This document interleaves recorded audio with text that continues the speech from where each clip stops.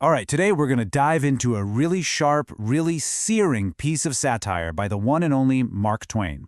It's all told through the letters of a Chinese immigrant named Shanghai, who is just full of hope. But as we're about to see, he's on a collision course with the reality of his new country, and it is not pretty. This right here, this is the core of it all. This is the dream that fuels the entire story.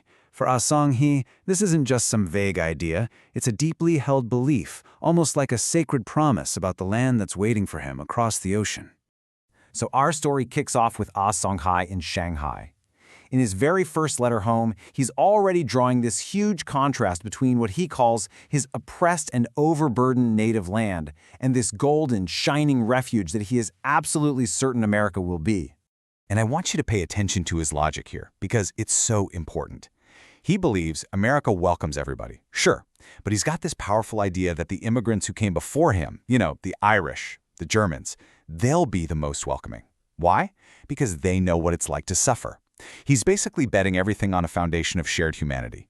But, well, almost as soon as the ship leaves the harbor, that perfect, idealistic dream starts to get some serious cracks in it. The voyage itself becomes this brutal introduction to the huge gap between the promise and the reality.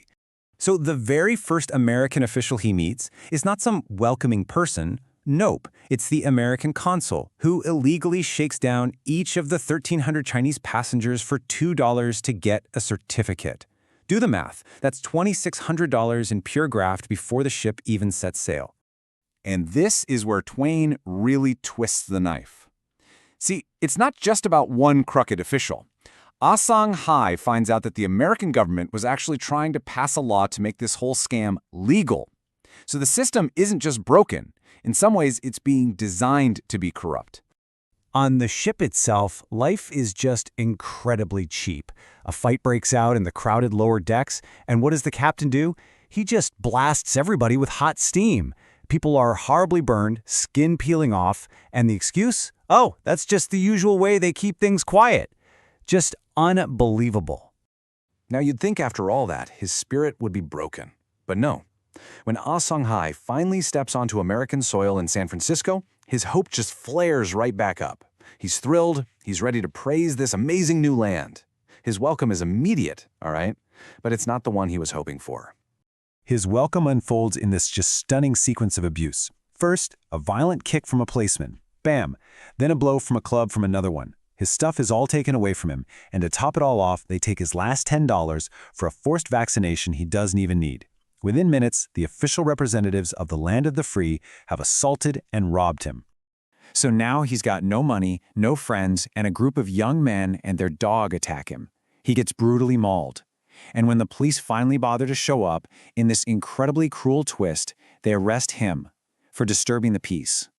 This is what the officer actually snarls at him as he shoves him into a prison cell. And in that moment, the abuse stops being just random cruelty. It becomes a clear statement of official policy. You and your people are not welcome here. Twain poses this question with just dripping, savage irony. Because what Shanghai is about to find inside that city prison, it's not a system of justice. It's the complete opposite of every single ideal America claims to stand for.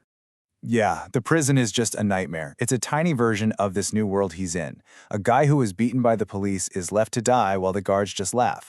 Other prisoners attack him simply because he's Chinese, echoing the same hate he found on the streets. He's just surrounded by this casual, brutal world with zero compassion in sight.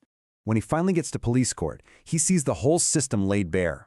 Justice isn't blind at all. It's completely based on your nationality.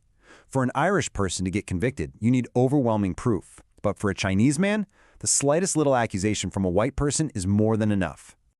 But here's the thing. Even after everything, all of it, Shanghai is still clinging to one last little piece of hope. He truly believes that once the judge hears his story about being attacked by that dog, that the famous American hatred of oppression will kick in and everything will be made right. He barely gets a few words out before the judge just shuts him down. He's told he can't speak for himself, he has to have a lawyer he obviously has no way of paying for. And then it comes, the final, absolutely devastating blow. The court interpreter just lays out the law of the land. A Chinese person is legally forbidden from testifying against a white person, period. Those men who saw him get attacked, They're useless as witnesses.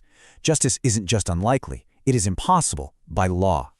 And right here, the American nightmare is complete.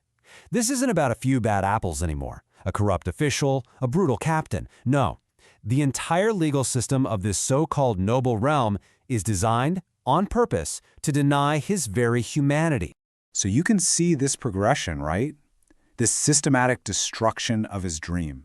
He starts with pure idealism, which leads to the shock of what he finds, which sinks into the despair of a cruel system, and finally lands on the crushing realization that the promise of America, that whole thing about being free and equal, it was a lie. It was never, ever meant for him. And this, really, is why Twain's work is so timeless. He holds up a mirror to a nation's highest ideals and forces us to look at the often very ugly reality.